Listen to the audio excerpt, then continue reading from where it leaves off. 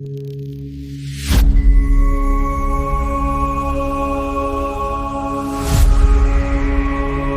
ऐसी नगरी जो जमीन के 300 मीटर नीचे बसी हुई थी। यहाँ न कभी सुबह होती थी न शाम। समय का एहसास सिर्फ घड़ियों से होता था और दिन रात का फर्क पीली रोशनी से। हर सड़क, हर घर, हर चेहरा उसी आर्टिफिशियल लाइट में जल रहा था। लोगों ने यही मान लिया था कि यही दुनिया है, यही जिंदगी। ऊपर की दुनिया के बारे में बातें सिर्फ पुरानी किताबों में मिलती थी। सूरज, आसमान, बादल, बारिश, ये सब शब्द बच्चों को कहानी जैसे लगते थे। किसी ने उन्हें सच मानना छोड़ दिया था, क्योंकि जब कोई चीज पीढ़ियों तक दिखाई न दे तो वह धीरे धीरे कल्पना बन जाती है। ईशान उन कुछ लोगों में से था जिन्हें यह सब सामान्य नहीं लगता था। वह पावर मेंटेनेंस टीम में काम करता था। उसका ज्यादातर समय जनरेटर, केबल्स और अंडरग्राउंड टनल्स के बीच बीतता था। वह उन जगहों पर जाता था जहां आम लोग कभी नहीं जाते थे, और वही उसने सबसे पहले महसूस किया था कि नीरपुर खतरे में है। जनरेटर बार बार बंद हो रहे थे, लाइट्स बिना वजह फ्लिकर करती थी, सिस्टम में छोटे छोटे फॉल्ट्स बढ़ते जा रहे थे। ईशान अक्सर सोचता, अगर यह शहर हमेशा के लिए बना है तो यह टूट क्यों रहा है। एक दिन उसे सेक्टर 7 टनल की जांच के लिए भेजा गया। यह टनल बाकी सुरंगों से अलग थी। यहाँ हमेशा सन्नाटा रहता था और उसके आखिर में एक सील्ड गेट था जिस पर साफ लिखा था, एक्सेस प्रोहिबिटेड। नियमों के अनुसार उस गेट को खोलना सख्त मना था। लेकिन जैसे ही ईशान उसके पास पहुंचा, उसे कुछ अजीब महसूस हुआ। गेट के नीचे से ठंडी हवा आ रही थी। जमीन के नीचे बसे शहर में हवा का कोई प्राकृतिक स्रोत नहीं था। ईशान कुछ पल रुका, उसका दिमाग चेतावनी दे रहा था, लेकिन जिज्ञासा उससे ज्यादा ताकतवर थी। उसने सेफ्टी लॉक को बाईपास किया। गेट खुलते ही जोरदार धमाका हुआ। प्रेशर ब्लास्ट ने टनल को हिला दिया। लाइट्स एक एक कर बुझने लगी। जनरेटर ने कराने जैसी आवाज निकाली और फिर सिस्टम ओवरलोड हो गया। ईशान जमीन पर गिर पड़ा। उस एक पल की गलती ने पूरे शहर की किस्मत बदल दी। जांच में पता चला कि मेन पावर सर्किट पूरी तरह जल चुका था। इंजीनियर्स ने साफ कहा, अब नीरपुर के पास सिर्फ 20 दिन की बिजली बची है। उसके बाद जनरेटर हमेशा के लिए बंद हो जाएंगे। शहर में डर फैल गया। काउंसिल ने बिना ज्यादा सोचे समझे ईशान को दोषी ठहरा दिया। लोग उसे गुस्से और नफरत की नजरों से देखने लगे। ईशान को पहली बार महसूस हुआ कि गलती का बोझ कितना भारी होता है। उसी रात वह अपने दादाजी के पुराने कमरे में गया। दादाजी कभी सिटी इंजीनियर्स में हुआ करते थे और अब इस दुनिया में नहीं थे। कमरे में धूल जमी हुई थी। अलमारी के पीछे एक पुराना स्टील बॉक्स रखा हुआ था, जिसे शायद सालों से किसी ने नहीं छुआ था।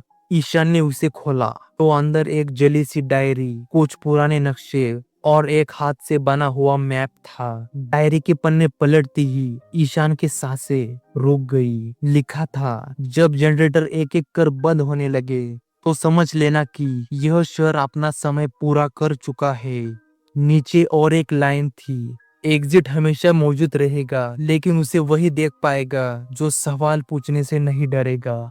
ईशान को समझ आ गया कि नीरपुर के बारे में उससे बहुत कुछ छुपाया गया है।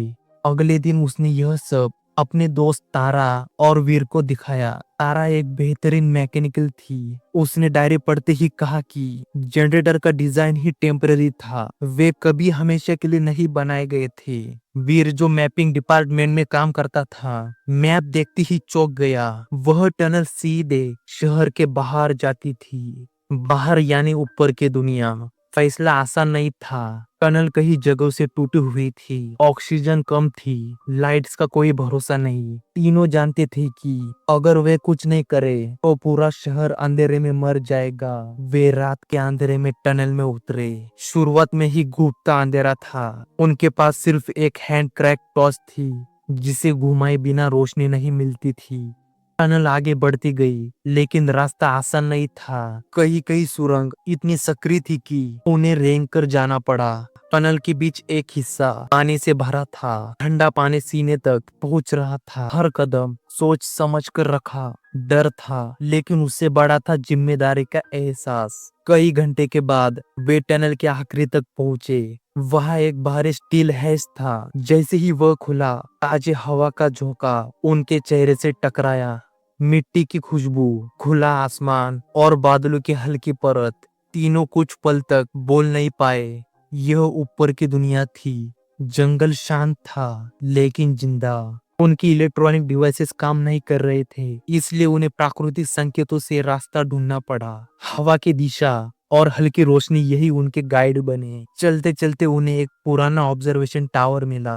अंदर एक सोलर पावर्ड सिस्टम अभी भी चालू था। जैसे ही उन्होंने उसे एक्टिव किया, एक वीडियो चला। एक साइंटिस्ट स्क्रीन पर आई। उसने बताया कि नीरपुर एक एक्सपेरिमेंट था। ऊपर की दुनिया कोलैप्स के बाद इंसानों को बचाने के लिए इसे टेम्पररी शेल्टर के रूप में बनाया गया था। योजना थी कि कई समय के बाद लोग वापस ऊपर लौटेंगे, लेकिन जब पावर कंट्रोल कुछ गलत लोगों के पास आई तो उन्होंने सच छुपा लिया और शहर को हमेशा के लिए नीचे ही कैद कर दिया। टावर के नीचे उन्हें हेलियोकोर मिला, एक एनर्जी क्रिस्टल जो सूरज की रोशनी को जमा कर सकता था। वही नीरपुर का एग्जिट था, लेकिन उस पर चेतावनी लिखी थी, एक बार एक्टिव होने के बाद नीचे की दुनिया हमेशा के लिए खत्म हो जाएगी। जब वे वापस शहर पहुंचे तो लाइट्स आखिरी सांसें ले रही थी। काउंसिल ने उन्हें रोकने की कोशिश की। कहा गया कि ऊपर सिर्फ खतरा है, लेकिन ईशान अब डर से आगे निकल चुका था। उसने हेलियोकोर एक्टिव कर दिया। जमीन हिली। सदियों बाद पहली बार असली सूरज की रोशनी नीरपुर में उतरी। लोग रो पड़े, बच्चे हंसने लगे। अंधेरा टूट चुका था। ईशान ने आसमान की ओर देखा और मन ही मन सोचा, गलतियां हमें खत्म नहीं करती, डर करता है। और जो डर से बाहर निकल जाता है, वही नई दुनिया बनाता है।